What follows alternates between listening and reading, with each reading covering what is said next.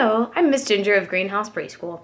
Today I'll be reading the classic, The Boy Who Cried Wolf, a story about how it is very important to tell the truth and not tell lies, because if you tell the truth, people will trust you and expect the truth, and if you lie, people will wonder if you're lying and might not trust you when it matters a lot. The Boy Who Cried Wolf, adapted by Teresa Mlauer. Once upon a time, there was a shepherd boy named Peter.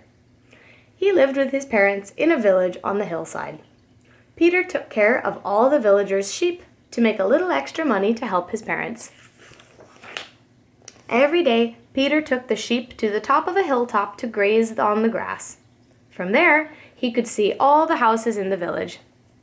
Peter always went with Lucas, his sheepdog, who helped him herd the sheep together. Before Peter left to take care of the sheep every day, his mother would prepare a basket of food. She also warned him to watch out for any wolves that might be on the prowl in search of sheep to eat. Looking after sheep was kind of a boring job.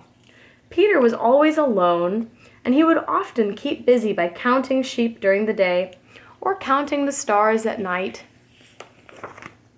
One morning, when Lucas had gone off to chase some rabbits, Peter got so bored that he decided to play a trick on the villagers and tell a lie. He climbed to the top of the hill and started shouting in the direction of the village, "Wolf! Wolf! A wolf is coming!" But there wasn't.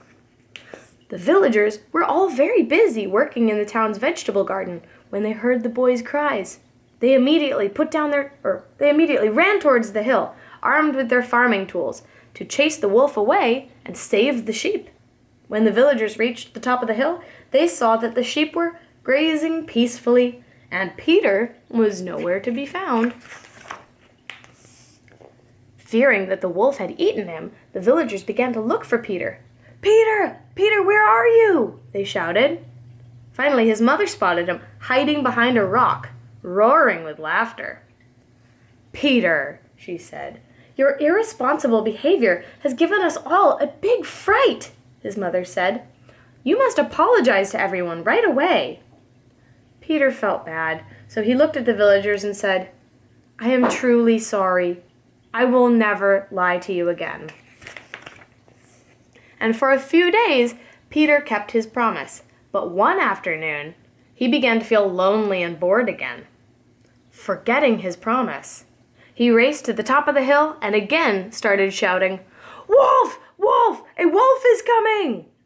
This time, many of the villagers paid no attention to Peter's cries for help.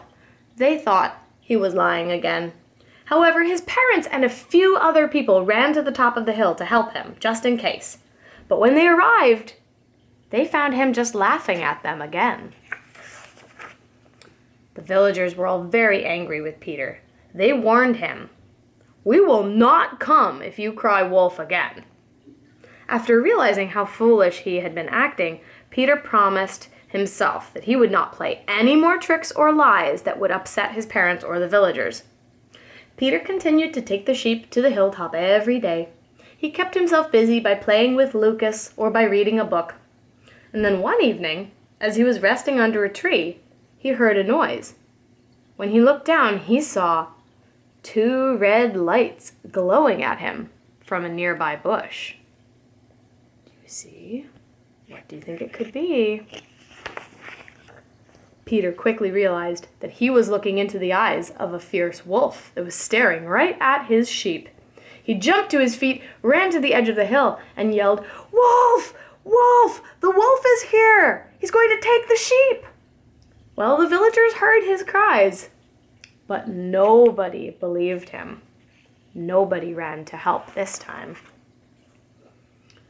Realizing that no one was going to come, Peter decided to take action and try to save the sheep himself. He grabbed his food basket and threw it with all his strength, hitting the wolf on the snout. Frightened, the wolf ran away back into the forest. When Peter returned home that night, he told his parents what had happened. Although they were shocked, they listened to everything he had to say. When he finished, they said, "Peter, Do you see what can happen now when people don't tell the truth? We hope that you've learned your lesson. Still, we are very proud of you for being brave enough and protecting the sheep all by yourself. So what lesson have we learned with Peter from this story? It is important to always tell the truth, because people don't believe people who lie all the time, even when they're telling the truth. The end. Thank you for listening.